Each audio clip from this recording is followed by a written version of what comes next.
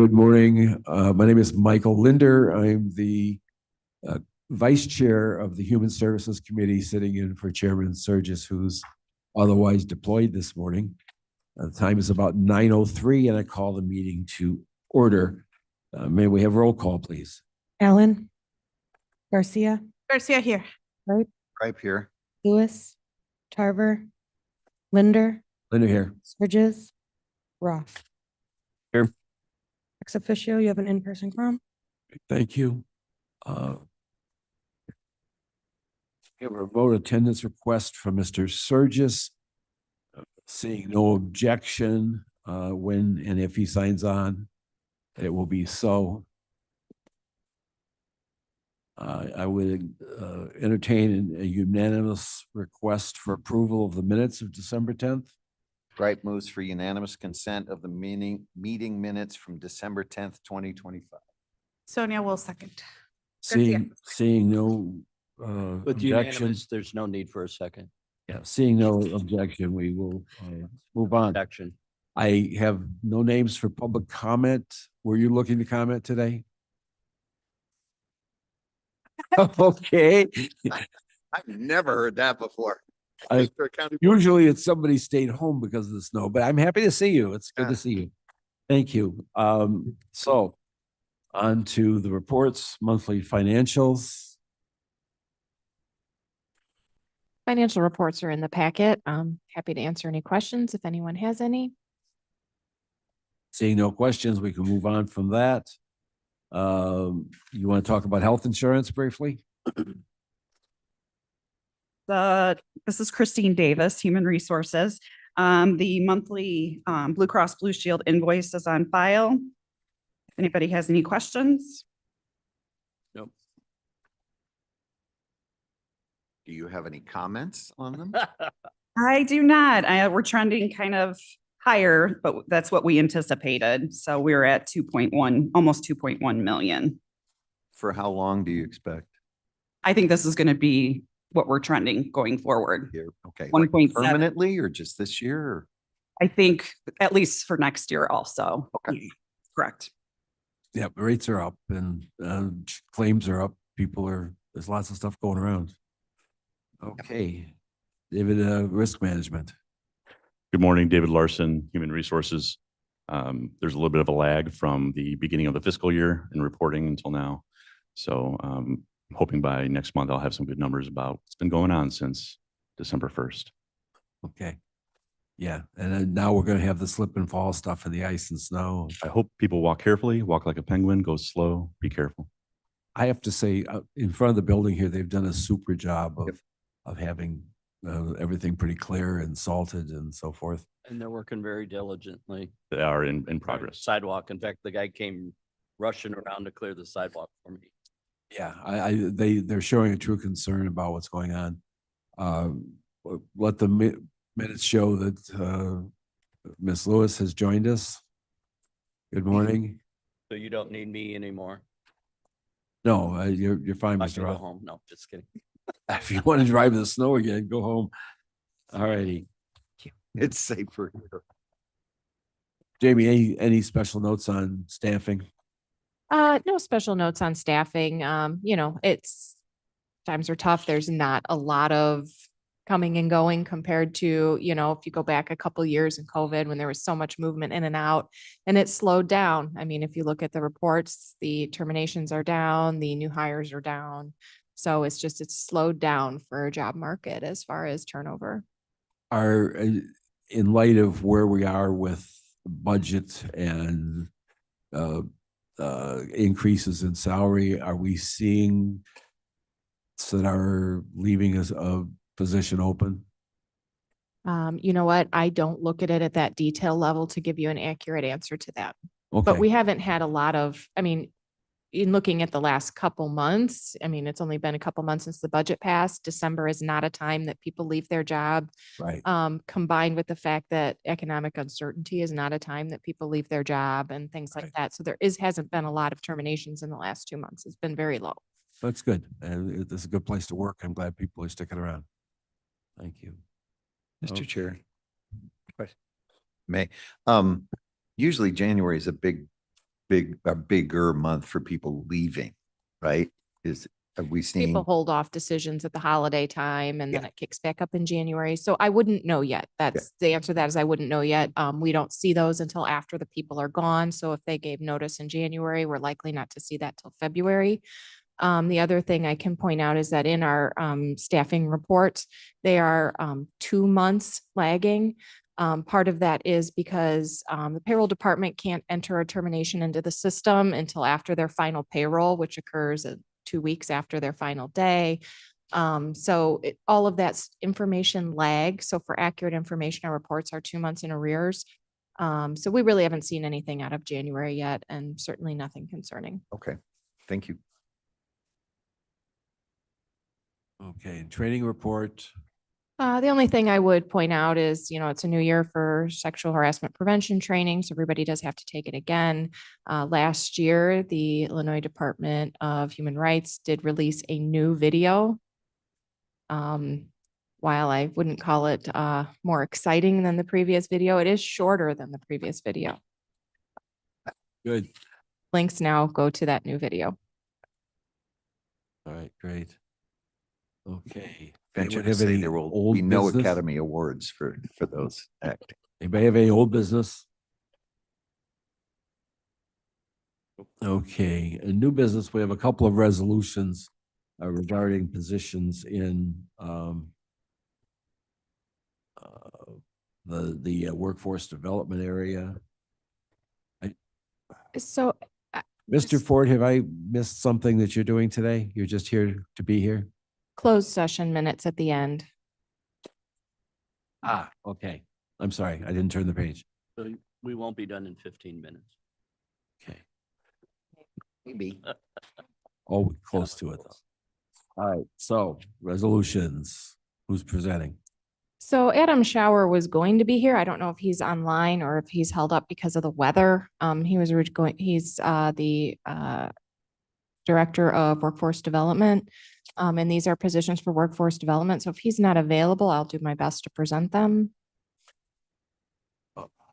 Yeah, I don't see Okay. him. I'm straining my Oh, eyes to he's see. walking in right now. There he is, the man of the day. Extremely well timed. Yes. Yep.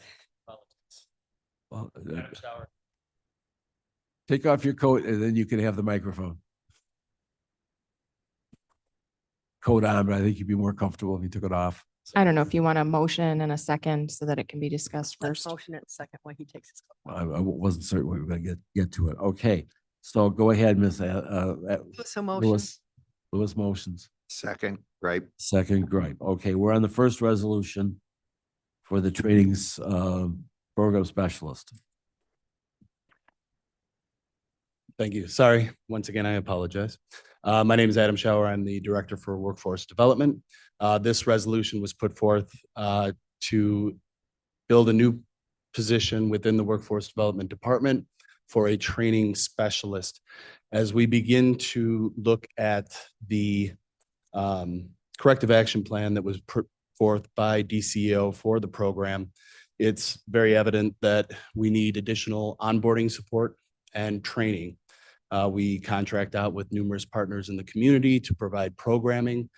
We currently have one individual that is tasked with onboarding new staff, training our partners, and providing compliance. And it's a very large task. So this new position will report directly to the manager of compliance and performance, which now reports directly to me to enhance our oversight, our training capabilities, onboarding capabilities, and enhance our internal reviews. So as a part of compensation policy, so, we haven't seen a lot of these come through since the compensation policy was passed. When a new position is created mid-year, the process includes going through human services for the purpose of establishing the grading. So the Human Resources Department did work with Mr. Shower to grade this position as a 265, which sets the salary range. So we did work together and establish that grade. So part of the reason this comes for Human Services is to ensure that it got properly graded. So the resolution has the salary range for the position and the grade within it. So this would establish the grade for the position. It'll then go to the Jobs Committee to establish the need and Finance Committee to establish the availability of funding. Okay. Anything more we need to know? Anybody have questions? Yes, sir. Yeah, thank you, Mr. Chair. So you talked about going through the process to find the funding. I'm getting the impression from reading this is that it's funded by a grant. It is funded completely by a grant, yes, and that grant did increase this year. It's part of the reason that they need more staff is that's been getting bigger each year. Okay, so why do we have to ask for money, or why do you have to ask for money if the money's already there? Because Go write the check. the board still has to make sure that it is there, right? So the finance department. So the way the compensation policy is written is just that all positions have to go through these 3 check steps: grading, need, and availability of funding. Okay, I'm also curious about, so this is grant money. Is it a 1-year grant? I don't know. No, it's typically on a 2-year grant cycle. Okay. So the money is granted through DCO. Each year we do put forth a new budget based upon the next year's allocation, but then we have essentially 2 fiscal years, July 1st to June 30th to expend those funds. Okay. I'm curious how you hire somebody knowing that their job could last maybe 2 years. It could last less than that. Yeah.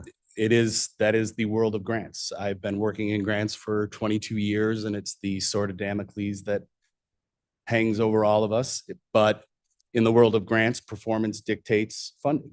And so if you meet performance, you get more funding. If you don't, they pull funding. The expectations do not decrease, but now you are trying to, achieve those gains with less resources. And so that's part of the purpose of this position, is to make sure that we are enhancing our performance, compliance, and internal reviews so that that funding continues to flow to the 3-county area we serve. Right, I think thank you. maybe getting to Mr. Gripe's question also is that employee then hired knowing that it's a grant funded position? And if the grant goes away, that employee might go away? Yes, sir. Yes, we do make sure that grant funded employees know that, but also understand they are employees just like any other employee. If their funding goes away and they lose their job, they are qualified for unemployment just the same as anyone else. It's not that their job has a special, well, your job could go away and you can't get upset about it type of thing. They're an employee just like any other employee, but we do make sure they're aware that they're in a grant funded position. And as Mr. Shower said, people who work in grant funded areas are familiar with this. And workforce development is probably one of the most stable grants I'm aware of. When other grants were being decreased by the federal government, this is federal pass through. This one only went up. Oh, good. Anything else, Mr. Gripe? No, thank you. Okay, great. So, Miss Lewis, Miss Lewis, Ms. Lewis, I'm sorry. it's okay. Cliff does the same thing to me, I think, because where I'm sitting. Couple of things. I think it's really good that even though something is grant funded, that the board has the oversight, because just because it's grant funded, it's still our taxpayer money. We always have to remember that. So that's good. And then secondly, do you think by Friday you could have a new org chart for us? I don't care if it's the names, but how these new positions are all slotting in there Yes. before the jobs committee? Yes, when I initially put forth, I do have that Yeah. new ready to go. I can have it to you this afternoon. Okay, or at least Friday for the jobs committee, whatever works. Yes, ma'am. But it would just be nice to see the new layouts. Yes, ma'am. All right, thank you, sir. That's all. Okay, so on this first resolution, any more discussion, questions, complaints? All right, we're ready to take roll call. Garcia. Garcia, yes. Grape. Right, yes. Yes. Linder. Then you guess. Okay, second resolution is for the senior staff accountant position. Mr. Shower, tell us about that. Thank you, sir. Yes, so in order to be able to expand services, we are the fiscal agent for multiple programs that are provided throughout the 3-county area of Kane, Kendall, and DeKalb counties. And so we have subcontractors that we work with, all 3 of the community colleges, different regional offices of education, and community-based organizations that provide services throughout the 3-county area. As the fiscal agent, we process all of the financial reimbursements for these programs. And in order to expand, we currently have 2 full-time accountants and a fiscal manager. I'm sorry, I apologize, 3 full-time accountants and a fiscal manager. This position will help guide the work of the 3 accountants reporting directly to the fiscal manager and allow us to expand services and increase the number of providers that we have in the community. The fiscal was the largest part of the corrective action plan that was put forth by DCEO. And so it was the largest area that needed improvement, and we have made great strides in that area. But in order to meet the needs, the wants of DCEO to be able to expand programming out, we're going to need to expand our ability to process additional ITAs, which are, the funding accounts for individuals that are enrolled in the Adult and Dislocated Worker Program, but also be able to make sure that our billing is timely and our funding is being allocated to our partners in a much more rapid fashion. Okay, to discuss, we need a motion and second on this one. I have a question. Currently, how many providers do we have with, Need a motion and second before we discuss. sorry, Seconds. Second, okay, Ms. Garcia. thank you, Garcia. Currently, how many providers do you guys have right now with the one fiscal manager? I'm sorry, I missed How that. many providers do we have right now? Right now, we are in the area of 13 different providers. Some of those providers do have multiple different contracts. For instance, our community colleges, they have a youth contract, but they also have an adult and dislocated worker contract. That does not include our business services division, which works directly with employers to provide incumbent training for their workforces. I don't have a number of those. I know that we have 2 that are pending, but don't have those numbers right in front of me. Okay, and then adding one more person, are we trying to increase more providers or we're trying to make things faster for those providers that we actually have? Both are correct. We need to bring on additional providers throughout the 3-county area to be able to expend the funds that have been allocated to us and expand current programming. But as I said before, this was one of the major issues that got us cited by DCO was the timeliness of our turnaround on those being able to get those funds back to our providers. So they provide the service, they bill us, we send them the money. And with many of our community-based organizations, they do not have a cushion, if you will, to be able to wait 6 months for reimbursement. And so we have sped that up immensely, but the additional position will make sure that we are meeting our financial obligations very quickly with our partners. It's a quick way to make somebody not want to partner with you if they can't get reimbursed or pay their staff in a timely manner. So this is addressing one of those major issues that we are looking to fix. Okay. Further questions? Seeing none, we're ready to vote. Garcia, Garcia, yes. Gripe, Gripe, yes. Lewis, Yes. Linder. And yes. Okay, motion passes. We're good. County code updates regarding department heads. So Cliff asked that this just be put on kind of as a placeholder. In the last meeting, it was left that the state's attorney would prepare a list of the updates that need to happen for that continuity. We are working on it with the holidays and everything. It's just got a little behind, so we're in contact with them. They're working on it, and we hope to have that list by the next Human Services. Okay, good. Before we go into executive session, I would entertain There's unanimous, there's another agenda item. Travel travel policy. policy. I'm sorry, I did skip that. That too, just a discussion item. As I understand, this came from the board regarding a sentence that there was some concern when a previous edit to the travel policy came around.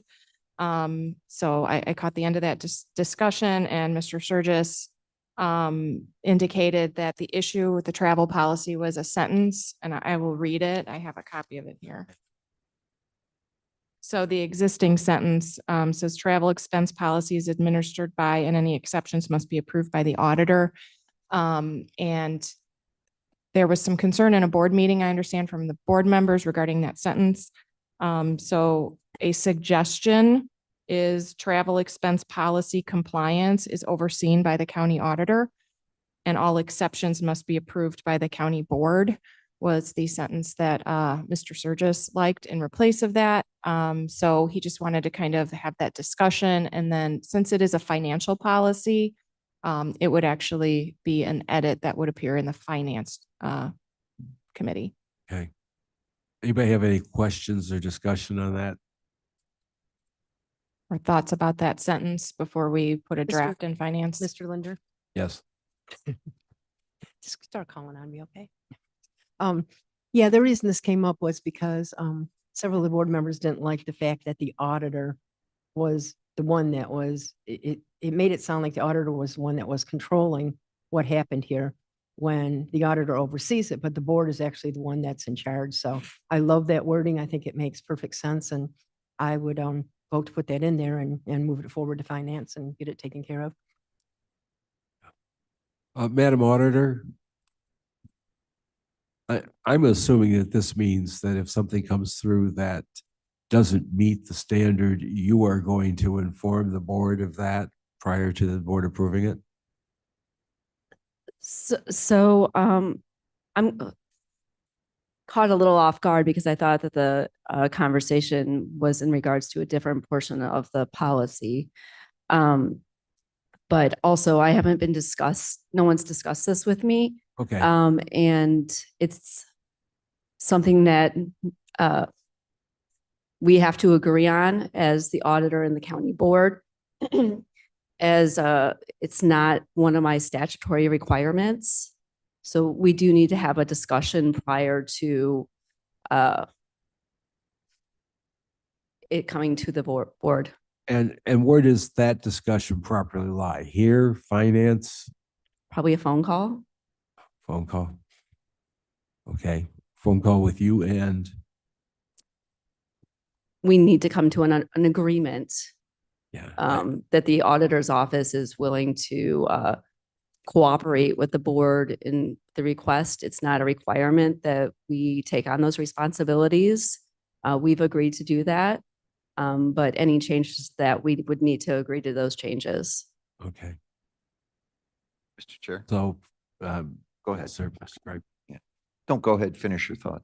I'm just thinking this is bouncing around from committee to committee, and we need to decide who's going to move something forward. Whether it's us, because we do travel policy, whether it's finance, because they do approvals, whether it's executive. Where do you think it lands? You've only agended a discussion, so you're not here to vote on anything. I This understand is just that. a discussion. So I think we were just trying to get an idea. It should be in finance because it's a financial policy. That's at least my opinion. It's a think financial so too. policy. And the finance committee would have jurisdiction over financial policy. So it's not actually a personnel policy. And I think that might have just been a misunderstanding when it was sent here because it's part of our financial policies. So ultimately, if you wanted it to be a personnel policy as a board, you could certainly remove it from one set of policies and put it in another, and then you'd have jurisdiction over it. But that's something that would have to happen on another level and would be a major change. Yeah. This sentence was intended not to change, but to maintain the status quo. Currently, the auditor's office manages this compliance. And it was meant to clarify this sentence, which I understand from the discussion in the board meeting that there was some concern that that sentence didn't properly reflect the current status, which is that the auditor manages compliance for that. And it said administers, which was a confusing word. So this was just intended to clarify the current status quo, not make any changes to the current process. Yeah, from the discussion in the other committee, I think the concern was the auditor approves was saying then the board doesn't approve. Now, realistically, with most expenses, the auditor reviews them and moves them on to be paid, and the board's approving them after payment anyway, unless it's building a building. the day-to-day expenses are basically paid out before the board gets a chance to approve. Am I correct, Madam Auditor?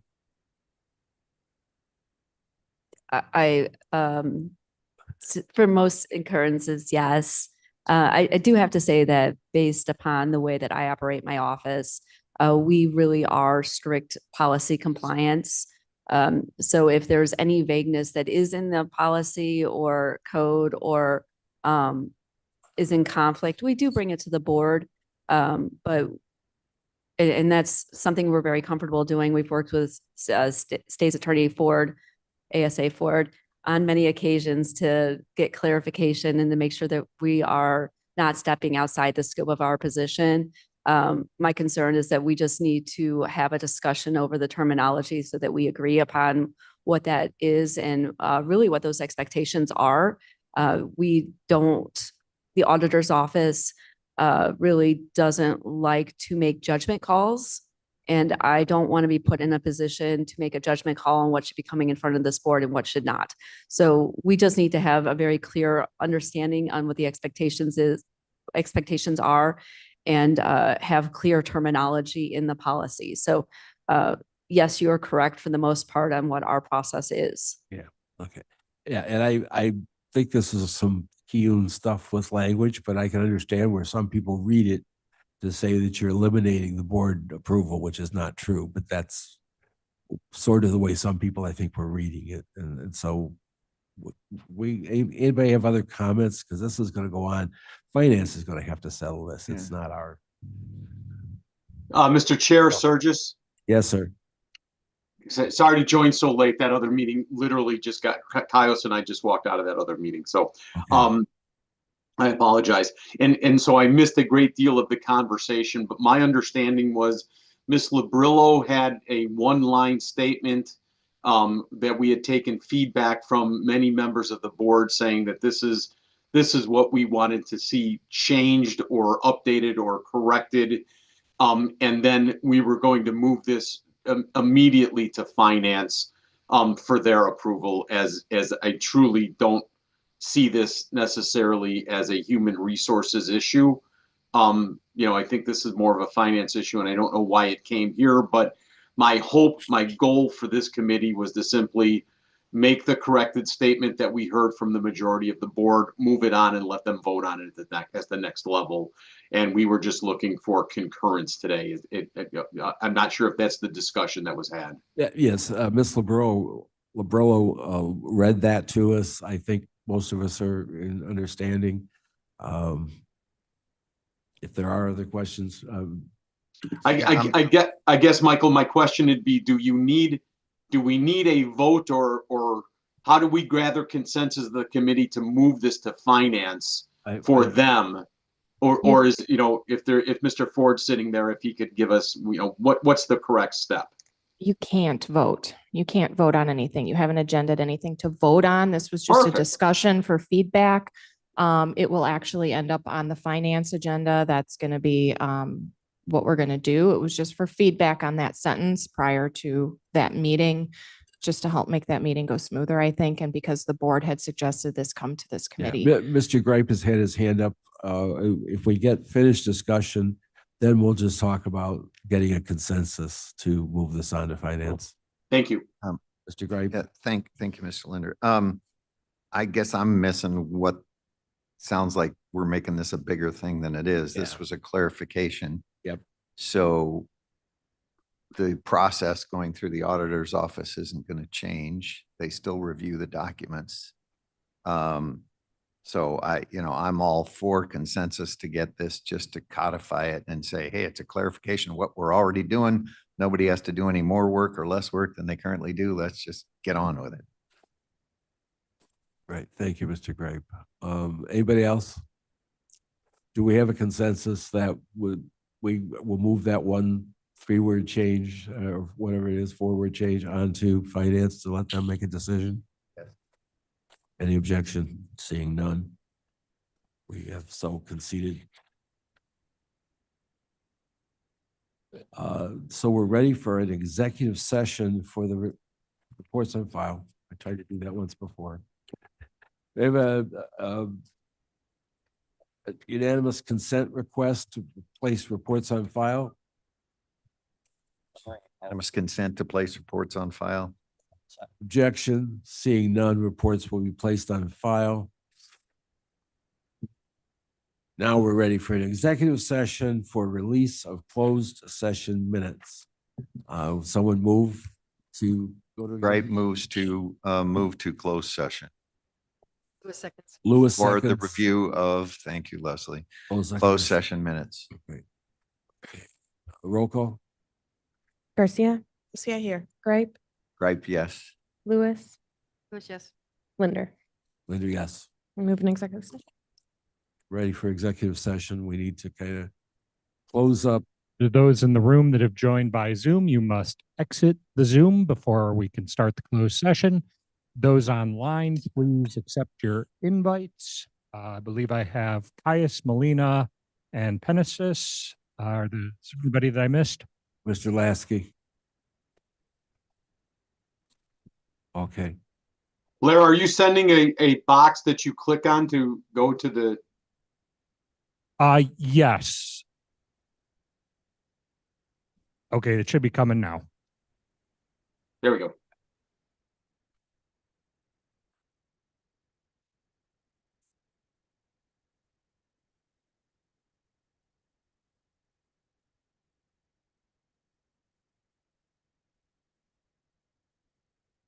Are we all in?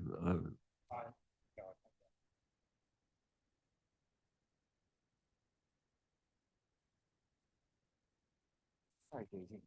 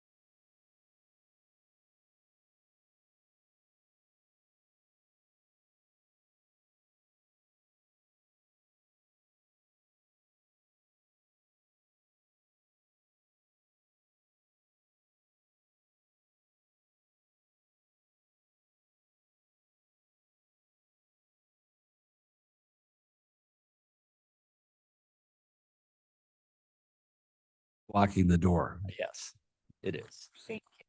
All right, digitally or an open session? Oh, halfway. Need to motorize that and put a button here. Yeah, send that to finance. Bring it up at admin next meeting. Break it, you buy it, Steve. Been broken before. Yeah. Oh, I should have brought it over for you. I apologize. All right, we've returned to open meeting. Call please for attendance. Allen, The first one. Garcia, Green. here, Gray, Here, I'm sorry. Gripe here. Lewis, Here. Tarver, Linder, Linda here. Surges, Surge is present. Roth. Roth here. Okay. We return to open session. Entertain a motion to approve the minutes as presented in Exhibit A. Unanimous consent for the meeting, the minutes and, yeah, Whatever. in the Exhibit A, sorry. Mr. Ford, can we do unanimous consent on this? It is a roll call. Okay, we need a roll call. Second. You need a second then. Who seconded it? First. Unanimous. Lewis, Second. okay, we'll give one to Garcia. Unanimous.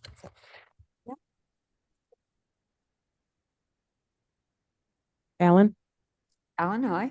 Garcia, Yeah, yes. Gripe, Gripe, yes. Lewis, Bush, yes. Linder, Linda, yes. Surges. Surge is yes. Mr. Ford, before you go, I understand this process is going to change now. Is that correct? It could be a different way that we handle closed session minutes after this round? No, that's just a rumor. It's a bad room. Stephen Ford from State Attorney's Office. I'm not aware of that, but I'm happy to look into that and follow up with you. Yeah. Okay, thank you. Yeah, they are Roth. working on a process. We'll do electronic voting at some point in the next month or two.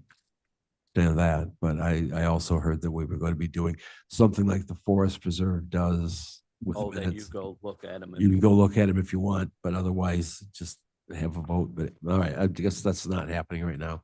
All right, anything else that we've missed? Entertain a motion for adjournment then. Actually, can we Oh, back Miss up Allen, sure. We just back a up. second? Just something for us to think about before we get into next month.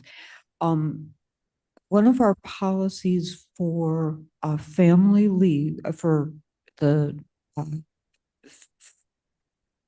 extended sickness leave that we allow, FMLA, I'm stumbling over what that stands for. Yeah. There are a couple of things that I think just need to be tweaked. It's just housekeeping. And one of them has to do with if you're on that leave and you have follow-up appointments having to do with whatever that illness was, that would be considered part of the leave in that you can use your extended stay benefits. You have sick days and then you have extended days, and people with serious illnesses will frequently get into that extended leave bank. And if they have follow-up appointments connected to that illness, shouldn't they be allowed to use that bank to do those appointments? And at the moment, there's wiggle room in our policy. And then the other thing is if we get hit with something like COVID again and people use up their regular sick leave, then they should be allowed to go into the extended leave if they're still fighting the illness more than the sick days that they already have. Am I being at all articulate on this? So the question is, can we just clean that up a little bit, and we'll have some actual words to look at and so on. Yeah, So just in the ether so we can think about it. I wish Jamie were still here because we could ask for some clarification as to where we are now and then talk about how it needs to change, but. Sure. Well, how about we have that conversation with Jamie so that she can Yeah. bring back more articulate stuff than what I'm Yeah, saying. maybe we could, you and I could go see Jamie sometime later today if there's a gap between meetings. Absolutely. Sure. And any other? And uh, part of it is you're stuck with me not Yeah. speaking well, so it gets comments? better. Yeah, I'm unaware of exactly how that problem manifests, but we can go talk to Jamie later. See if it needs to come back here. Okay, is there a motion to adjourn? Motions to adjourn. Louis moves to adjourn. Is there a second? All in favor, say aye.